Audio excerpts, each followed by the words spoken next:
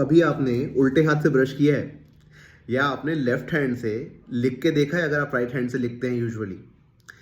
अगर आपने ऐसा ट्राई किया है तो बताओ ज़रा कैसा लगता है शुरुआत में? आई फील कि काफ़ी डिफ़िकल्ट और काफ़ी अनोइंग सा लगता है, काफ़ी डिस्टर्बेंस सी फीलिंग आती है, अनईज़ी फीलिंग आती है, राइट?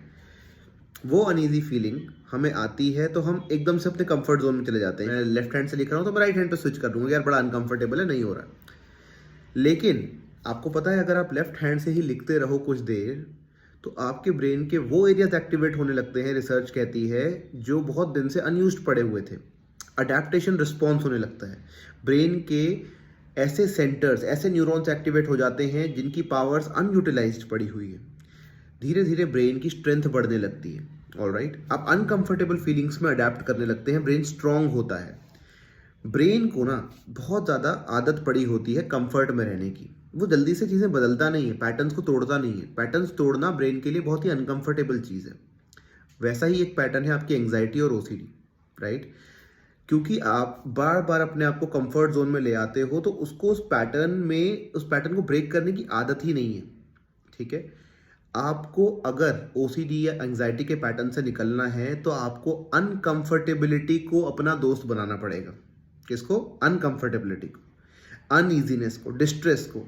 आपको उसको अपना दोस्त बनाना पड़ेगा। फॉर एग्जाम्पल, और बहुत छोटी छोटी चीज़ों में, सिर्फ आपको अपनी बीमारी के अंदर ही नहीं, नॉर्मल लाइफ में भी। मान लो मैंने कल किसी को एग्जाम्पल दिया एक पेशेंट को कि आप जा रहे हो, दिल्ली में मेट्रोज हैं तो लिफ्ट भी है ऊपर प्लेटफॉर्म पर जाने के लिए, और ये भी है, सीढ़ियाँ भी है, स्टेयरकेस। So I said कि even if you have a lift in front of you and you have a staircase in front of you, choose to go by the staircase.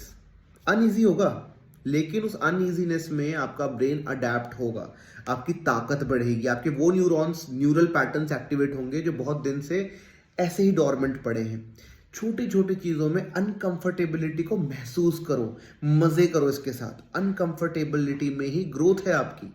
कोई भी चीज़ जिसमें सक्सेस मिलता है, जिसमें ग्रोथ होती है, दुनिया में कोई भी चीज़ वो कभी भी इजीली नहीं होती। हर एक चीज़ को, हर एक अच्छी चीज़ को बनने के लिए थोड़ा अनकंफर्टेबल एक्सपीरियंस से गुजरना पड़ता है।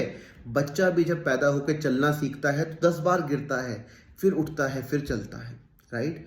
हम एग्ज़ाम देते हैं, हम बचपन में पढ़ाई करते थे, कई बार गलतियां करी करी करी तब जाके एक्सपर्ट हुए। मैंने तो बहुत ज़्यादा अपने घर पे और टीचर से डांट सुनी मैथ्स के लिए। तो लेकिन करते करते करते I became expert in things and you also became expert in things. जिन चीज़ों को हमें डिफ़िकल्टी लगती थी अब मज़ा आता है करने में, राइट? तो मैं हमेशा बोलता हूँ जिन लोगों को भी एंग्जाइटी और ओसीडी की प्रॉब्लम है, अपनी लाइफस्टाइल को ऐसा बनाओ कि छोटी छोटी चीज़ों में ना अनकंफर्टेबिलिटी को एंजॉय करने लगो। खुद से लुक फॉरवर्ड करो, खुद से जाओ अनकंफर्टेबल सिचुएशन के पास।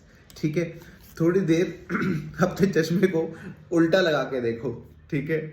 बहुत अनकंफर्टेबल लगेगा लेकिन इस अनकंफर्टेबिलिटी को अगर मैं थोड़ी देर सह लूँ, ठीक है, तो मेरे ब्रेन के न्यूरॉन्स एक्टिवेट हो जाएंगे। ठीक है, ये तो एक बहुत ही छोटा फनी एग्जांपल था, लेकिन यू नो कि मैं क्या कहना चाह रहा हूँ। आप आई होप समझ गए होंगे। Do this and enjoy the life OCD and anxiety free. धीरे धीरे कैपेसिटी बढ़ाओ, अडेप्टेशन की पावर का यूज़ करो। ब्रेन के न्यूरॉन्स में बहुत पावर है न्यूरोप्लास्टिसिटी की। करके देखो and you will definitely feel the benefit of it. Anxiety और ओसीडी से हीलिंग आप चाहते हैं, प्रॉपर ट्रीटमेंट चाहते हैं, तो never ever wait to seek treatment. जरूरी है कि आप प्रोफेशनल हेल्प लें। Alright, take care and keep beating your mental health issues like a pro.